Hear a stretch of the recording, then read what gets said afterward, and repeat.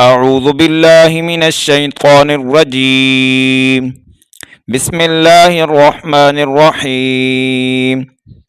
يا أيها الذين آمنوا كتب عليكم الصيام كما كتب على الذين من قبلكم لعلكم تتقون.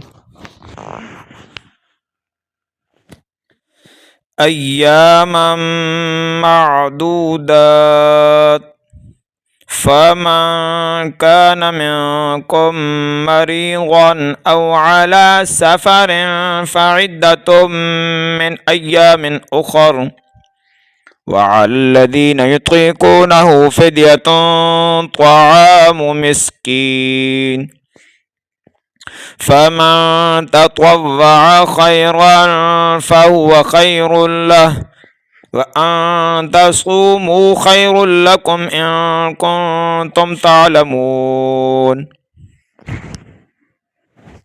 شهر رمضان الذي أنزل فيه القرآن هدى للناس وبينات من الهدى والفرقان،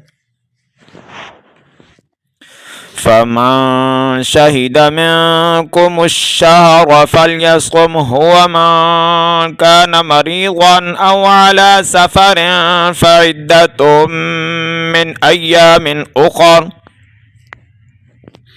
يريد الله بكم اليسر ولا يريد بكم العسر، ولتكملوا العدة ولتكبروا الله على ما هداكم ولعلكم تشكرون.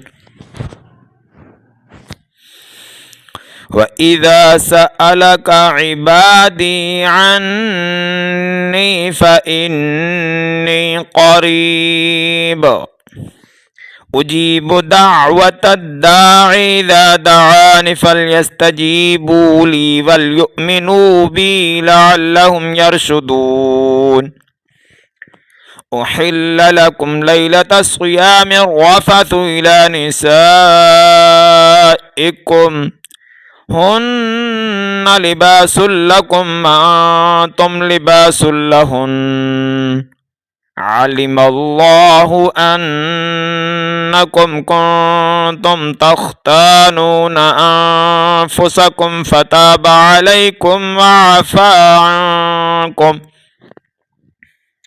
فالآن باشروهن وابتغوا ما كتب الله لكم وكلوا واشربوا حتى يتبين لكم الخيط الأبيض من الخيط الأسود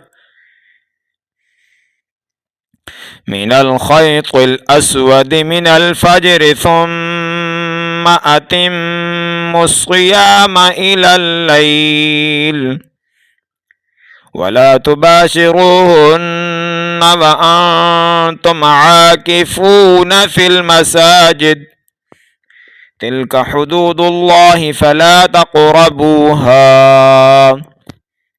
كذلك يبين الله آياته للناس لعلهم يتقون.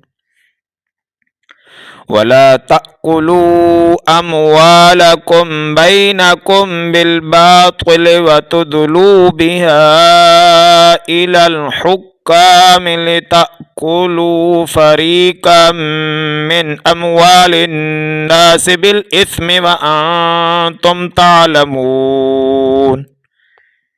صدق الله العظيم.